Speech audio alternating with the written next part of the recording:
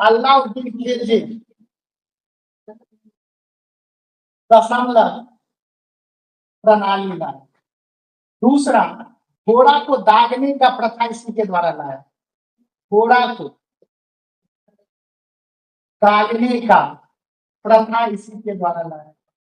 इसके अलावा हुलिया लिखने का प्रथा, हुलिया लिखने का प्रथा, हुलिया विराम, हुलिया लिखने का प्रथा। हुलिया लिखने का प्रथा क्या होता था, याद रखिए। सेना में जो लोग, आज ना एक पर एक मोबाइल है, सीसीटीवी है, ठीक है, तो अब क्या होता है कि आपको सीसीटीवी से कैप्चर हो रहा है कि कौन आदमी आपके यहाँ घुस रहा है, फोटो खींच ले रहे हैं। पहले तो सेना में आदमी घुसता था ना, तो कैसे पहचानता कि हमारा या नहीं, उसका हुलिया क्या करता था, लोग लिखता था। जैसे आप फॉर्म भरते हैं तो एक आइडेंटिफिकेशन मार्क देते हैं ना, उसी प्रकार से वहां हुलिया लिखता था कि छुड़की निकला हुआ, आंख हल्का ये है, ताकि कोई अनजान आदमी नहीं घुस पाए। तो हुलिया लिखने का प्रथा जो है, यह भी किसके द्वारा लाया गया, अल्लाह। अस्थाई सेना, अस्थाई, पहले देखिएगा क्या होता था कि सेना लोग अस्थाई नहीं रखते थे। जैसे मान लीजिए हमको युद्ध करना होगा, तो हम सेना को क्या लाते थे, भाड़ा पर लाते थे। अब भाड़ा पर लाकर युद्ध लड़ लिए और सेना को अपना पेमेंट कर देते थे।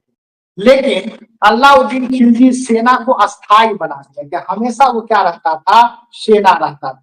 तो अलाउद्दीन खिलजी अस्थाई क्यों बनाया सेना को, इस पर भी बड़ा रोचक कहानी है कि अलाउद्दीन खिलजी विश्व विजेता बनना चाहता था। वो हमेशा लड़ाई के ही मोड में रहता था, हमेशा युद्ध ही लड़ता था। तो हमेशा युद्ध लड़ेगा तो हमेशा भाड़ा पर अगर लाएगा, जैसे मान लीजिए अभी हम एक बार सुबह खाते हैं खाना और एक रात में खाते हैं, 2 ही बार खाते हैं, तो मेज को रखे हुए सुबह बना के जाते हैं रात में। अब हमको खा की ढूक जाए, दिन में 10 बार भूख लग जाए, तब हमको ही वाइफ लाना पड़ेगा, अस्थाई सेना लाना पड़ेगा। अभी क्या है, टेम्पररी से काम चल जा रहा है, यानी कि निरंतर हम खाने के ही मोड में रहे हैं, तब तो हमको अस्थाई व्यवस्था करना पड़ेगा। उसी प्रकार से अलाउद्दीन खिलजी लगातार युद्ध के मोड में था, तो वह क्या किया, अस्थाई सेना ला। और सेना को नगद वेतन देना यही आरंभ, नगद वेतन। नगद वेतन कहने का मतलब, पहले लोग क्या करता था, सेना को जमीन का टुकड़ा दे देता था या अनाज दे देता था। कैश देने का प्रथा किसके द्वारा शुरू किया गया, अलाउद्दीन।